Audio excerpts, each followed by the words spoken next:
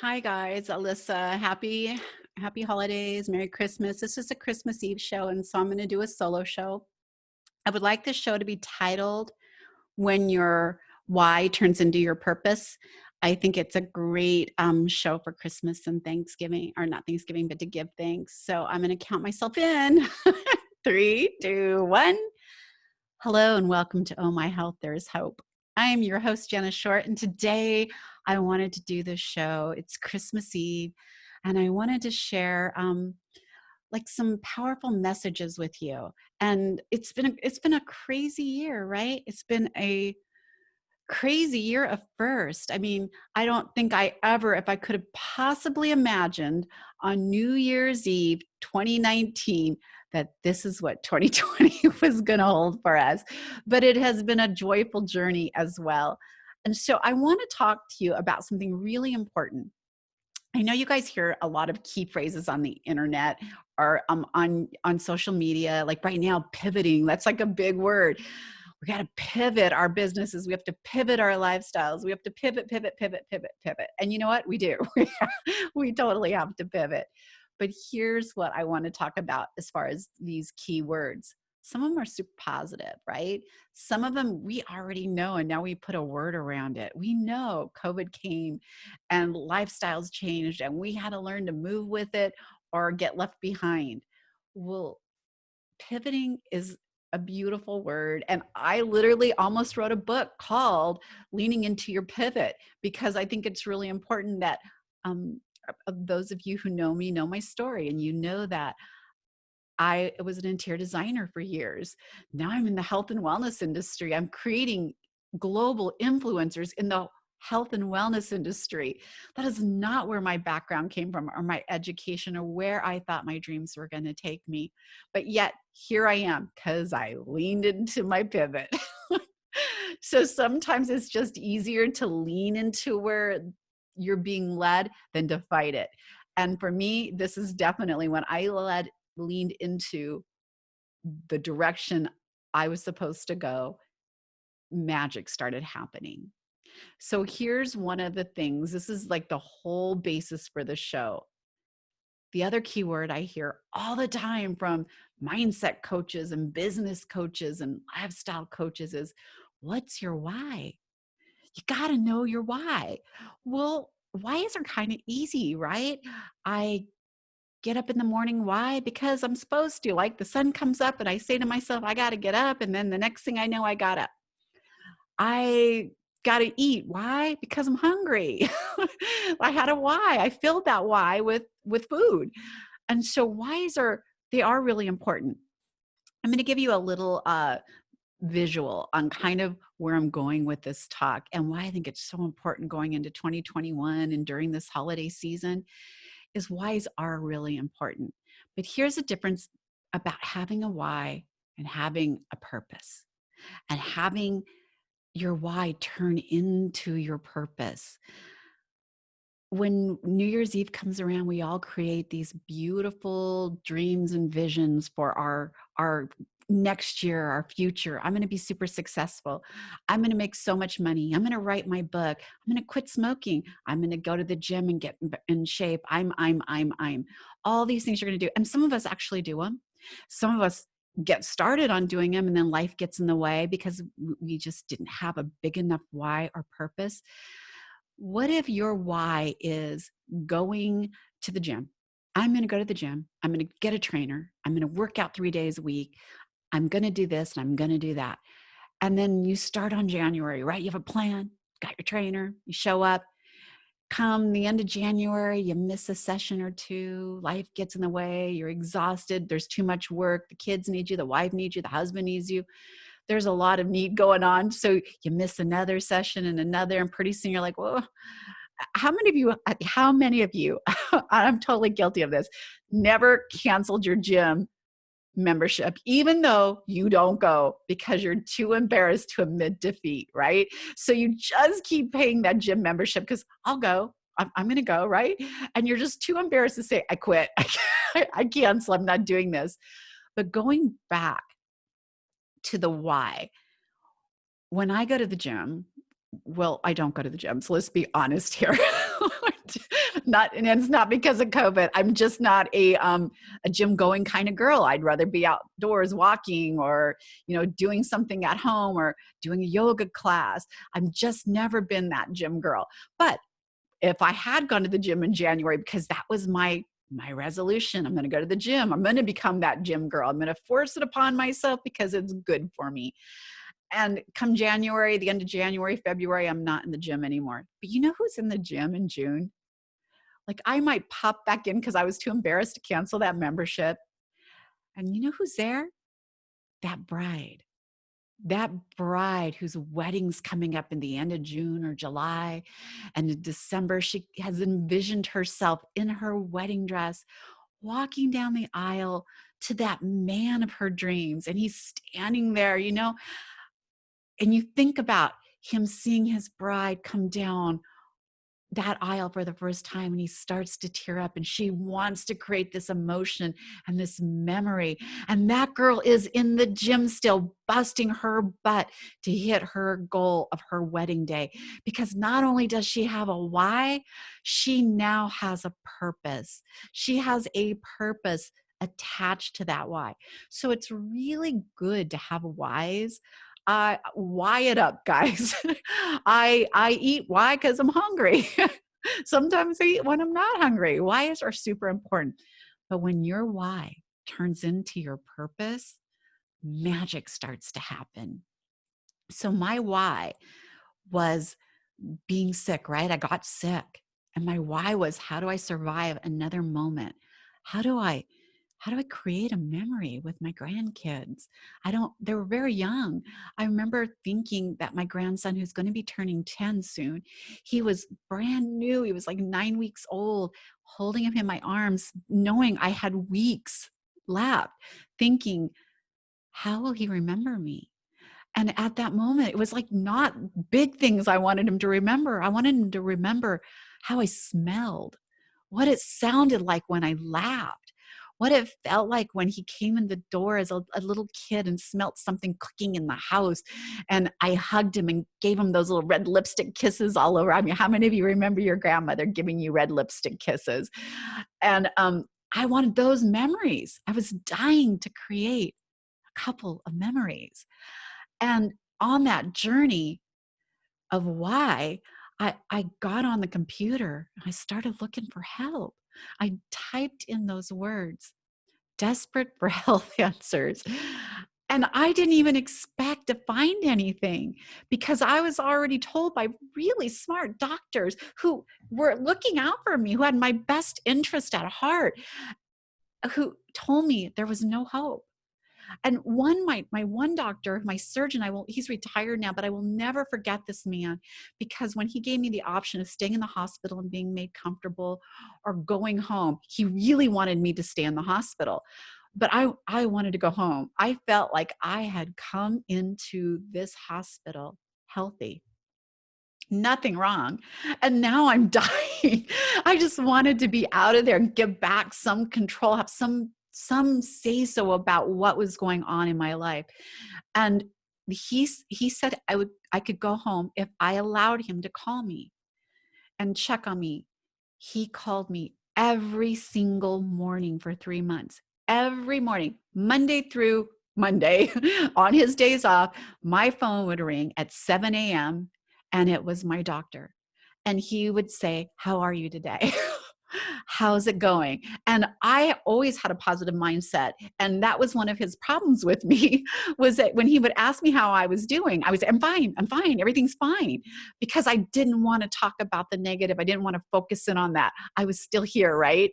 And so for 3 months, every single morning, I kid you not, this doctor called me either on his way into surgery or, chart every morning at the same time. My phone rang and this doctor called me. He was that invested in my health and in the outcome of what was going to happen in my life. So I know that they were really trying. They didn't not put an effort towards getting me well. And it was really defeating for them to send me home and say, there's nothing more we can do. It wasn't like I was even that old. I was just 51. And so I go home and I look on the internet, knowing there's probably nothing out there. These great doctors told me there was nothing, but I had a why. I wanted to make a memory. I wanted to make a memory that would stick with my grandson. So I got on the computer and I typed in those words, desperate for health answers, because I was. I did not know what I was looking for. And I am not, well, I am now, but at the time, I barely could get an email out, much less be active on social media. So to filter through all the responses I got was really scary, because I'm just going to say it. There's some not so caring people maybe on the internet, or they're doing what they're doing for the wrong purpose. And it's okay. We have to just be smart as consumers to ask questions. And if there's a magic pill, it's probably not going to work. And so we have to take some accountability for what we opt into when we're on social media. But having said that, I was desperate for a health answer. So if somebody would have told me, like, you know what, take some dog poo and rub it all over you and just let it marinate for a few days, and this is going to make you feel better, I probably would have tried it. So I was desperate for health answers. So I got on the internet, and let me just tell you, where else in the world can you be on your deathbed? Like, I was too sick to get out of bed. I mean, I want you to picture this. I was losing weight like crazy because I could not sustain I had no food. I had not had any food or water across my lips in 2 months. By the time I was able to start taking in food and water, it was 4 months down the road. But I was weak. I was pumping in TPN, which was shutting my organs down.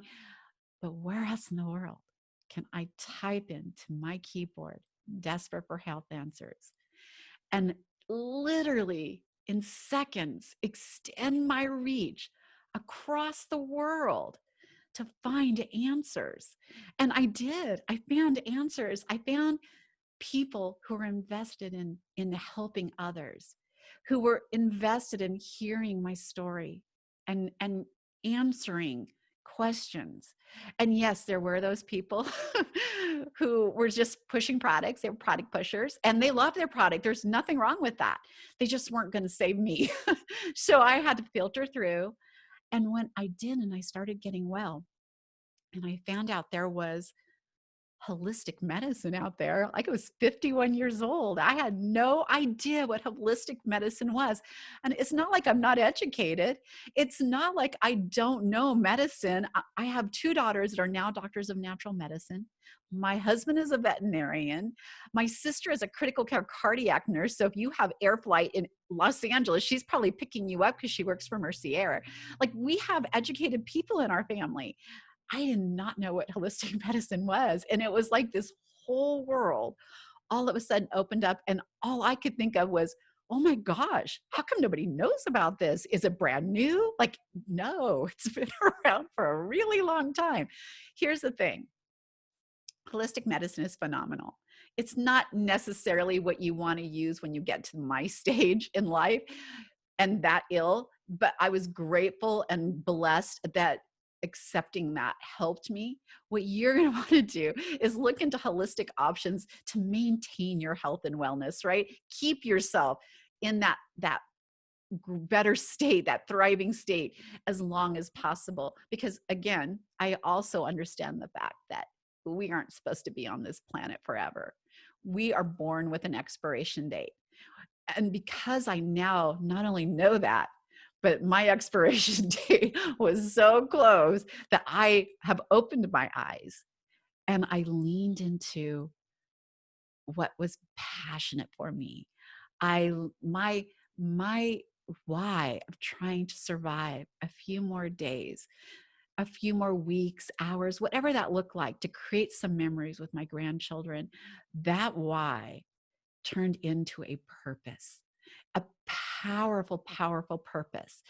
It literally changed my life when I realized that what my purpose looked like, what it felt like, what it was going to do when I created it, how it was going to put a ripple effect of change out into the world that could possibly affect generations of people, not just me, not just my grandkids, not just maybe their kids. Maybe it could create that kind of change. And some of you might be laughing, thinking, how is one person going to create that kind of change, right? Let me tell you, one person can. We have lights, right? Because of Edison, one person. We fly because of two brothers.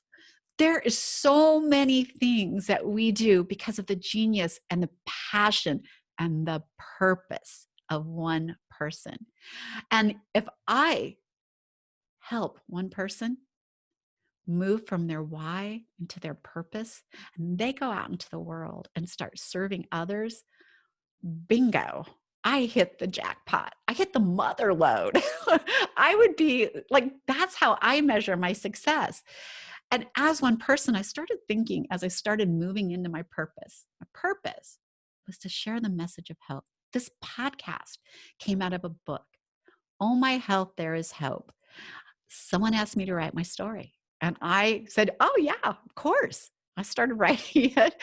I'm not a writer. And I realized partway into it that after weeks of slaving over this book, laughing and crying and bringing up all those emotions, I had like one really good chapter. That was it. So I thought, after hearing other stories like mine, wow, wait, what about if I combine some of those incredible stories with mine? And so that's how Oh My Health, There Is Hope, the book came out. I couldn't stop there. When I saw how their stories were affecting others, I could not leave it alone. I had to share more stories. I've never podcasted in my life. I have no idea how to do a podcast, but I can tell you this, I know how to talk and I can talk a lot, obviously, because here I am doing a solo show. And I thought, what about inviting people on the podcast? What if I let others share their stories of hope?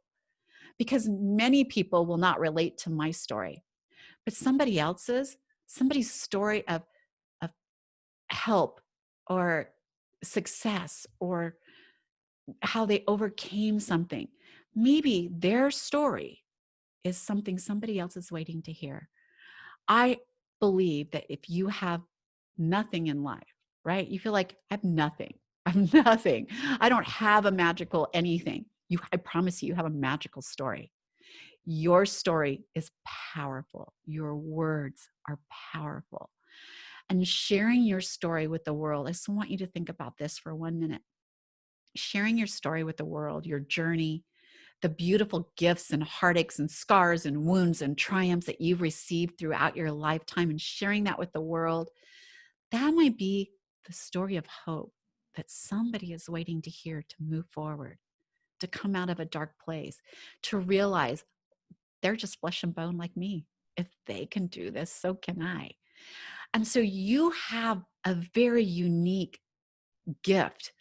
And when I tell people to share their stories, when I work with VIPs and I'm doing coaching, the very first thing I ask them is, tell me your story, because I find their purpose in that story. Tell me your story. Tell me why. Like, tell it to me. And their story is truly a beacon of light that when they share that blows out of them across the world to whoever hears it, and starts sending these beautiful heartbeats to connect to others and draw them in. That is what your story of hope is all about. You go from a why. How do I create a message, a memory? How do I create a moment with my grandchild? By the way, he was our 5th grandbaby, but I knew I'd created some sort of a similar memory with the others. They were a little bit older. This was a brand new one. He would not know me. He would see a picture. Yeah, I don't know who that is. I wanted to impact my family's lives. I wanted to leave love. And my why to do that became a purpose. It became so powerful that I call it a beast. So it literally became this beast message. It went from a book, it went from coaching others, becoming a mindset coach, an NLP RTT practitioner. And now I'm going back to school again. I'm going to tell you guys this because I'm not ashamed of my age anymore. I wear it like a badge of honor because I'm still here, but I will be turning 60 in April. And I am going to go back to school for, I think it's 2 years, so I can become I'm so sorry. I can't think of the name, but so I can become a a therapist, because I think that that is amazing to tap into the mind, go in there and take all those beliefs that you had as a child, reframe them, and go into the world with what is possible for you. And so that became a purpose for me. So it went from the book, it went to the podcast sharing stories of hope, taking on coaches. Somebody asked me to do a newsletter. I didn't want to do a newsletter. How this happened, I don't know, but my newsletter turned into a magazine that is a year old now and has 170,000 subscribers to it. And it's all about holistic living and people's lifestyles and tips and recipes and just a lot of great stuff that comes out every season. So tons of great things happen when you start living your purpose. Think about what your story is and what your journey is. Think about all the hurt. If you're going through a breakup right now and you're invested, your heart's invested in this other person and they're just not as invested in you, and you find yourself alone again, say thank you to them. Turn around and say thank you. Because what I like to see it as is they released you. It wasn't going to work anyways. You will spend years trying to make it work. It wasn't going to work. Yeah, your heart's hurt, but what they gave you was some massive feedback on what will work for you. And they released you back out into the world to find that perfect someone. So go out there and find that perfect someone to share your passion with, your purpose with. My purpose turned into being sharing messages of hope. I know without a doubt that the reason I'm still walking this beautiful earth is to keep putting those messages out. And until I take my last breath, that is exactly what I will be doing. And with COVID coming around in 2020 and us going into this new year with a new president and new politics, and how are we going to come out of this? Are we going to ever be the same? Are the kids ever going back to school? What's going to happen? Try to take a breath, look around. There is beauty in this. I promise you. I have never had my business grow more because there's hope needed, right? Go out and share your message. Figure out what your purpose is. Take that why and make it a purposeful life. I feel like 2021 is going to be pretty fabulous. But here's the thing. How could it not be, right? Like, I don't want to jinx it because I kind of believe that. But how could it be worse in 2020? The only thing we missed was locusts. Like, we had a crazy fire season in California. People are out of jobs. I promise you it's going to get better. And maybe we had to go through this to realize what better looks like when it gets there and to really appreciate it. For this Christmas, I want you to give the gift of hope to whoever you come in contact with. Have you guys been watching TikTok? Like, I don't want to go off on a TikTok tangent, but I see them posting these videos of what they call Karens, which are basically women who are broke. They have completely broke down. They have lost their cookies and they're filming them and posting them. It's kind of like Karen shaming them. And it's bad. And all I see when I see these is a person in pain, a person who's scared and has already put themselves against a wall and is trying to fight their way out or prove their point. And so getting louder or digging back is just the way they're doing it. And all I want to do is hug them. I want to go up and hug them and say, you're going to be okay. This is okay. It's just, you don't have your mask on. Okay. We'll fix this, right? You're going to be okay. Stop Karen shaming people. If you saw somebody really heavy and you posted that and you fat shamed somebody or shame them for their choice of genders or whatever, you would get bashed. There's somebody in pain. When they're acting that way, they're in pain. They're fighting back. They're trying to make sense of it. It's not okay, by the way. I'm not saying that behavior is okay, but they're in pain and they just need you to say, it's going to be okay. This is not a big deal. It's going to be okay. You're okay. So if you pass by a Karen, it could be me, by the way. I just don't know. My kids are like, how they've never gotten you on tape. I know what those ladies are going through. I have lost my cookies before. You do something to one of my children and comes Karen. She'll come after you. It's not like Mama Bear, right? It's that Karen is going to come out and get right between you and them, no matter what it takes. And all I needed was you to say, oh, I'm so sorry. You're right. I was out of line. So I want you to go forward in a more compassionate state, understanding that we're all going through a lot right now, right? Be that message of hope. Be that voice of change.